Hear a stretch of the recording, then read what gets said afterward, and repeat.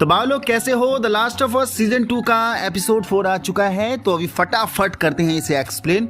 Episode की शुरुआत होती है फेडरा के सैनिकों के साथ, जहां ट्रक में बैठे ये सारे सोल्जर्स आम लोगों की खूब मजाक उड़ा रहे थे, क्योंकि फेडरा ने लगभग सारे आम जनता के राइट्स को छीन लिया है, खत्म से कर दिए हैं। ना कोई वोटिंग सिस्टम है और ना ही कोई लीडर को चुनना। एक तरफ से फेडरा का डिक्टेटरशिप रूल चल रहा था सिएटल में, और आम लोगों को फेडरा के सोल्जर अब वोटर्स कह के मेंशन करने लगे थे, जो कि एक डेरोगेटरी चिढ़ाने वाला वर्ड है।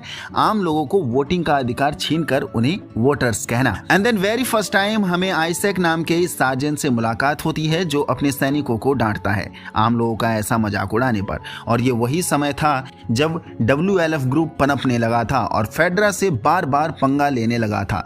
तभी हम देखते हैं कुछ वुल्फ के लोग इन सोल्जर्स को घेर लेते हैं, जहां सार्जेंट उतरकर वुल्फ के लीडर से मिलने जाता है, जो एक दूसरे का नाम पूछते हैं और अपने साथ सिर्फ एक सोल्जर को लेकर उतरता है ये सार्जेंट। कौन? आइजैक।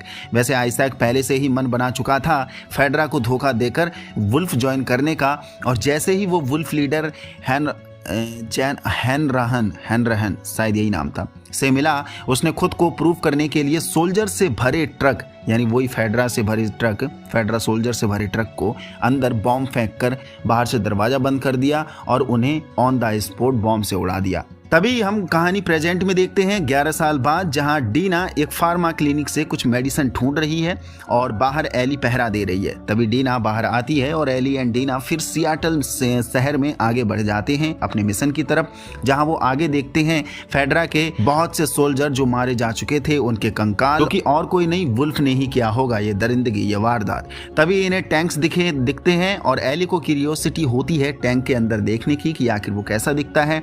वो टैंक के अंदर झांक ताक करते हैं और फिर आगे बढ़ जाते हैं। तभी ये लोग डिसाइड करते हैं रात में सफ़र करके आगे बढ़ने का, क्योंकि डे लाइट में ये आसानी से पकड़ जाएंगे, क्योंकि वुल्फ के लोग ऊपर ही बैठे हुए हैं और आसानी से इन्हें देखकर इन्हें न्यूट्रलाइज भी कर सकते हैं। और जहां ये स्टे करते हैं, ये एक म्यूजिक इंस्ट्रूमेंट की दुकान है, जहां डीना ड्रम बजाने लगती है। ड्रम को देखकर एली को ब्रांड न्यू गिटार मिल जाता है, जिसे वो बजाना शुरू कर देती है और सिंगिंग भी करती है। तभी डीना भी आ जाती है और एली की गिटार एंड सिंगिंग बड़े ध्यान से सुनने लग जाती है, जिसके बाद डीना की आंख में आंसू भी आ जाते हैं उसकी सिंगिंग एंड उसके गिटार परफॉर्मेंस को देख के। बाद में एली बताती है कि ये सब उसने जोल से सीखा था। डीना खूब तारीफ करती है एली की सिंगिंग की और उसके गिटार प्ले की। तभी नेक्स्ट सीन में हम देखते हैं आइजैक को, जो कि गैस जलाकर अपनी कुकिंग का एक्सपीरियंस शेयर कर रहा है, किसी से बातें कर रहा है, जो कि बोल रहा है कि मुझे लड़कियों से बात करने में शर्म आती थी अपने एडल्टहुड टाइम पर, यानी अपने बचपने टाइम पर। फिर मैंने कुकिंग सीखी एंड यहाँ से मैं इम्प्रेस करता था। एंड देन बात करते हुए एक सॉस पैन को गर्म करने लग जाता है, और तभी हम देखते हैं एक नंगे बंधे हुए बंदे को, जिसे आइजैक टॉर्चर कर रहा था और उसे स्कार कहकर रिप्रेजेंट करने लगता है और उससे पूछ रहा है कि स्कार्स का नेक्स्ट अटैक कहाँ होने वाला है। जो नंगा बंधा हुआ है खुद को सेराफाइट बोलता है। एंड देन आइजैक उसी गर्म पैन से इस सेराफाइट को टॉर्चर करने लग जाता है, उसका हाथ जलाता है। आइजैक बहुत टॉर्चर करता है इस सेराफाइट को, पर इस बंदे ने अपना मुंह जरा भी नहीं खोला, अपनी गैंग और अपने आदमियों के बारे में बिल्कुल नहीं बताया कि नेक्स्ट अटैक वो कहाँ करेंगे, जिसके लिए ये आइजैक इसे टॉर्चर कर रहा था। और ये वही सेराफाइट है जिनके किसी एक झुंड को वुल्फ ने बुरी तरीके से मार रखा था पिछले एपिसोड में, जो हमने देखा था। कुछ ना बताने पर आइजैक इसे बाद में गोली मार देता है। दूसरी तरफ रात में हम एली और डीना को आगे बढ़ते हुए देखते हैं, जहां वो एक बिल्डिंग से होकर आगे बढ़ने चाहते हैं और उसी बिल्डिंग में एंट्री मार भी लेते हैं, क्योंकि इसका कांच टूटा हुआ है और पहले भी एक आदमी यहाँ से जा चुका था। पर अंदर जाकर देखते हैं कि एक वुल्फ सोल्जर मरा हुआ है, जिसके पीठ में काफ़ी तीर हैं। और अंदर जाते हैं तब 4-5 वुल्फ सोल्जर को मार के लटका रखा है किसी ने, जिनकी अंतड़ियां तक बाहर लटक रही हैं आते फाते, और ब्रूटली मार रखा है। एंड यहाँ एली एंड डीना समझ जाते हैं कि ये काम सेराफाइट्स का ही हो सकता है। तभी वुल्फ सोल्जर्स आ जाते हैं और डीना एंड एली जैसे तैसे छुपने की कोशिश करते हैं, जिसमें से एक बंदा एली को देख लेता है और यहाँ एली उससे भिड़ जाती है। तभी डीना भी आ जाती है और ये दोनों दो वुल्फ को मारकर वहां से भाग निकलने में सफल होते हैं, लेकिन इनका पीछा बाकी वुल्फ सोल्जर कर रहे थे और फिर सर्वाइव करते हुए यानी उनसे छुपते छुपाते ये एक पुरानी टनल के अंदर जो अंडरग्राउंड थी वहां पहुंच जाते हैं। लेकिन वुल्फ सोल्जर यहां भी इनका पीछा नहीं छोड़ते हैं और यहां पर भी आ जाते हैं और तुरंत गैस लाइट ग्रेनेड फेंक देते हैं उजाला करने के लिए, लेकिन इन्फेक्टेड एक्टिव हो जाते हैं इस गैस लाइट ग्रेनेड से और ढेर सारे इन्फेक्टेड सभी को घेर लेते हैं, जहां एली एंड डीना एक ट्रेन के डिब्बे के अंदर घुस जाते हैं अपने को बचाने के लिए।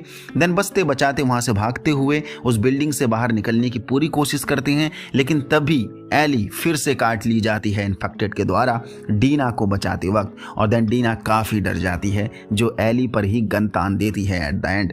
बट बड़ी मुश्किल से एली डीना को कन्विंस करती है कि वो इम्यून है, उसे कुछ नहीं होगा और पहले भी वो कई बार काट लिया गई है, वो चेंज नहीं होगी। और एली डीना से बोलती है कि अगर तुम्हें मुझ पे भरोसा नहीं है तो थोड़ी देर बाद जब मैं सोकर उठूंगी और मुझ पे बदलाव देखने को तुम्हें मिले तब तुम मुझे तुरंत बेशक शूट कर देना, लेकिन तब तक के लिए मत मारो, तब तक के लिए मुझे स्पेयर कर दो। एली सो जाती है और जब उठती है तब डीना उस पर गन पॉइंट करके ही रखती है। देन डीना देखती है कि एली में कोई चेंज नहीं आया है, पर फिर भी डीना को अभी भी एली पर भरोसा नहीं है कहीं ना कहीं और उसे यकीन भी नहीं हो रहा है कि आखिर ऐसा कैसे हो सकता है, क्योंकि जितने भी उसने देखे हैं काटे हुए वो तुरंत ही चेंज हो जाते हैं। तभी एली उसे काटा हुआ घाव दिखाती है जो कि हील हो रहा था और डीना अब कन्विंस हो जाती है कि एली इम्यून है और उसे कुछ नहीं होगा। तभी डीना अचानक एली को बताती है कि वो प्रेग्नेंट है और एली ये सुनकर काफी शॉक होती है। एली को यकीन नहीं होता, तभी डीना उसे प्रेगनेंसी टेस्ट रिपोर्ट दिखाती है जो डीना ने एक नहीं कम से कम 4 से 5 बार प्रेगनेंसी टेस्ट किट का इस्तेमाल करके करा है और ये प्रेगनेंसी किट डीना को उसी फार्मा शॉप से मिली थी जहां स्टार्टिंग में वो मेडिसिन ढूंढ रही थी। डीना बताती है कि ये प्रेगनेंसी उसे जैसी के साथ सेक्स करके हुई थी और अब डीना एंड एली सपने देखने लग जाते हैं फ्यूचर को प्लान करके कैसे वो फैमिली सेट करेंगे। तभी डीना और एली के बीच में हीट अप मोमेंट जनरेट होता है और दोनों के बीच में चुम्मा चाटी होती है एंड कैंची से कैंची जबरदस्त लेस्बो सेक्स होता है, काफ़ी hot and hot sex. Then दूसरी सुबह होती है, दोनों के बीच में क्लोजअप मोमेंट देखने को मिलता है, किसेस होती हैं, फ्यूचर प्लान की बातें चलती हैं। तभी दोनों बॉम्बार्डिंग की आवाज़ सुनती हैं सिटी में जो वुल्फ कर रहे थे, एक तरह से जंग चल रही हो जैसे, और दोनों छत पर आते हैं, देखते हैं कि उन्हें कहाँ जाना है, जो कि डीना बताती है कि वाइट बिल्डिंग में जाना है जो कि लेक हिल है और यहाँ से वो थोड़ी ही दूर है एंड वहीं इनको मिलने वाली है कौन, एबी एंड उसके साथी। इन्हीं से तो बदला लेने आए हैं, उस लेक हिल में वही रहते हैं। एंड एली यहाँ से डीना से बोलती है कि मैं अकेली ही जाऊंगी, तुम यहाँ रुक सकते हो। वो इसलिए बोल रही थी क्योंकि अब वो प्रेग्नेंट हो चुकी है डीना और उसे फ्यूचर के लिए अब कुछ सोचना चाहिए, ऐसे कदम उठाने के लिए कई बार सोचना चाहिए। पर डीना भी साथ जाने की जिद करती है और बोलती है कि मैं भी जाऊंगी साथ में। एंड देन बूम, एपिसोड का दी एंड हो जाता है। तो ये था भाई साहब एपिसोड 4 का फुल एक्सप्लेनेशन। मिलते हैं नेक्स्ट वीडियो में जो कि होने वाली है break down and India explain. And यहाँ पर बहुत सी चीज़ें एक साथ आ चुकी हैं। स्क्विड गेम सीजन 3 का टीजर हमें कल मिलने वाला है तो उस पर ही बात करेंगे, तो थोड़ा सा डिले हो सकता है, मे बी कल या फिर परसों में ब्रेकडाउन या एंडिंग एक्सप्लेन वीडियो आपके सामने ला दूँ एपिसोड 4 के लिए। देन उसका प्रोमो ब्रेकडाउन पे भी बात करेंगे, एपिसोड 5 का जो प्रोमो आ ही चुका है। तो यहाँ तक पहुँच गए तो इसका वीडियो पसंद है तो लाइक कर दीजिए, नया हो तो चैनल को सब्सक्राइब कर दीजिए। जय हिंद।